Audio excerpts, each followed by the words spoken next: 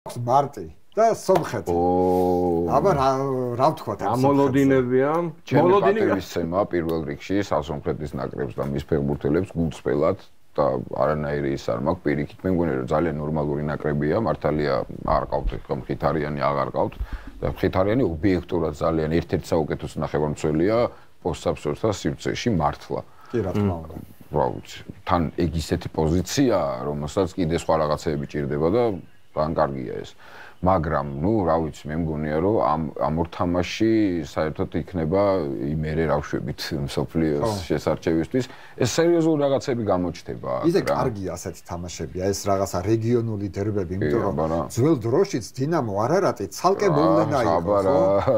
დღემდე ახსოვთ ის კუთხურიდან გატანილი გოლი რაზდანზე ცხონებული ილო დათუნაშვილის წარმოუდგენელი ხუთი გოლი ხო? თუ თავისთავად ასეთი რაღაცეები კეთილ მეზობლური ასეთი თამაშები არის ძალიან კარგი. მე ვაყოფე რომ 7-0 რომ მოუგეთ იმ თამაშზე კი. ხო, ეგ იყო ისტორიული მაშინ ხის კამები იყო საქართველოს ნაკრების ყველაზე დიდი ბევრი წლის განმავლობაში რჩებოდა ყველაზე დიდი. ან მეორე ტაიმში 5 გოლი სადაც გავიდა იქ ვიჯექი და თან როგორ მიხარო.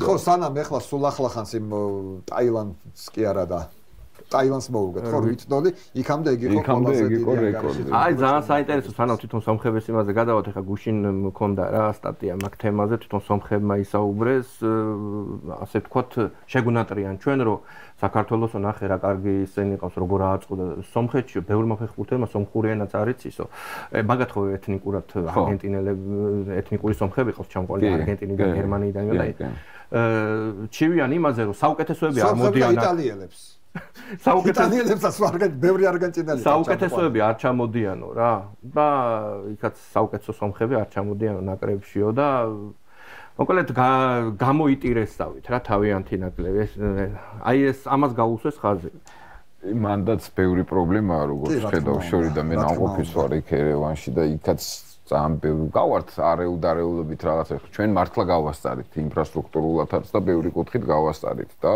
ну ეხლა ობიექტურად არ ვაწყენინებ, მაგრამ ნუ მთელი ამ წლების მანძილზე ამ კუთხით საქართველოს გამორჩეული იყო. ერთადერთი ალბათ უკრაინა იყო, რომელიც პოსტსაბჭოთა სივრცეში უფრო იმათ ითვლებოდა რა, ასე ვთქვათ, მეტი იმათ, ეგეც კიდე საკითხავი იყო. თორემ დანარჩენში ლიდერები ვიყავით. არ ვლაპარაკობთ ამ შემთხვევაში ცალკე მოვლენებზე. პრინციპში რა, იმათაც ლიტვას, ლატვიასაც და ესტონეთსაც დღესაც ჯობი ხარ და სულ ქონდა მაგის პრობლემა, რომ სადმე ჟალგირისი კი ყავდა ძლიერი. ჩვენზე დიდები არიან მაგის კლამი. ხოლოდინე იმას გულისხმობ, რომ ჩვენზე დიდები არიან. ხო და ამ თამაშთან მით უმეტეს პირველ თამაში არ ყავს ხო, არც კაშია ყავს, არც ყვარა ყავს და რაღაც კუთხით ეს შეიძლება კარგიც იყოს. ეგეც ხალხი მე რამდენად უნდა დაგვემართოს ასეთი რაღაც. ხო. რომ რაღაც ისეთ აი არაპრინციპულ სიტუაციებში რომ რაღაცა დისკვალიფიკაციას ვიღებთ აი ესეც რაღაცა არ ვიცი რის ნიშანია არ ვიცი მაგრამ ნუ გულდასაწყვეტი არის კი ალბათ პირადად ფეხბურთელების განწყობასაც საერთოდ არ მომწონს ეს ბოლო პერიოდი ამ საჯებთან სულ რაღაცა ის მიდის რა ხო აბსოლუტურად ადრე არ ქონდა ხოლმე აი რაღაცა თან ეხლა ამ ვარის ეპოქაში როცა ანუ ნებისმიერი რაღაცა ჩანს ისედაც და არ არის საჭირო თუ პენალტია დადებს რა ისე ეუნება და შენ რომ მიზდეო და არა მე ჯერ არ მახსოვს გაეშვი რა კასობრიობის ისტორიაში არ ყოფილა შემთხვევა რომ შენ მიდიხარ საჭთან აჯანჯღარებ და ამის გამო გადაწყვეტილება შეცვალოს ხო ნუ ეგეთი რაღაცა ხო არ ხდება ხო ნერვები ვარზე რა სიტყვის მე ძალიან მომწონს ვარი მოგწონს კი იცი ობიექტურობა შეიძლება გასაგებია ის რომ აი ის დაკარგა ბუნებრიობა ჩერდება თამაში ეხლა რამდენი უსამართლო გადაწყვეტილება ყოფილა მაგის გამო, ხო? გუნდები გავარდნილან. რატო უბრალოდ? თუ გაიტანა გოლი და თანამედროვე ტექნოლოგია დღეს ყველაფერს აკეთებს, რატომ არ უნდა იყოს ეს? თუ იყო პენალტი და მართლა იყო. მოდი რა იყოს და ძალიან სწორია ამ ვარმა რაღაცა უფრო მასქნა. მე მგონი რომ ძალიან რაღაცები შეცვალს. აი ყველა ძალიან კარგი მაგალითია საქართველოს ლუქსემბურგი. გაგვიტანეს გოლი ლუქსემბურგელებმა აღნიშნეს გაუხარდათ იზეიმეს ჩვენ რაღაცა დავუღუნდით ყურებით ჩამოყარეთ და ამის მერე ვარი წვლის აუქმებს გოლს და ნიშნავს იქეთ პირიქით კი ბატონო და მე ნახე რა დაიმალა ჩვენთვის იდეალურად დაჯდა ყველაფერი პირიქით რო ყოფილიყო გასაგებია გავილანძღებთ მაგრამ ობიექტურობა ხო ეგ იქნებოდა ამ ობიექტურობას მივაწყოთ ასე ვთქვათ და აბსოლუტურად სწორია იმიტომ რომ უამრავი ცუდი რამე ხდებოდა ფეხბურთში და მეორე ამითი ბინძური თამაში რაღაც კუთხით დამარცხდა იმიტომ რომ ხშირ შემთხვევაში ფეხბურთს ეპარებოდა ფეხბურთელის ძალიან ცუდი ნაბიჯი ეს ჩარტყმა იქნება თუ რაღაც მილიონი რაღაცაა საშუალო ეს ყველაფერი დავიდა მინიმალურ ღმერთის ხელის აღარ იქნება ვარი ყოფილიყო ღმერთის ხელი არ იქნება კაი ღმერთის ხელი არ იქნებოდა მაგრამ მგონია რომ რონალდო დღეს ფენომენ რონალდოზე ვამბობ ბრაზილიელზე ისე ტრავმას არ მიიღებდა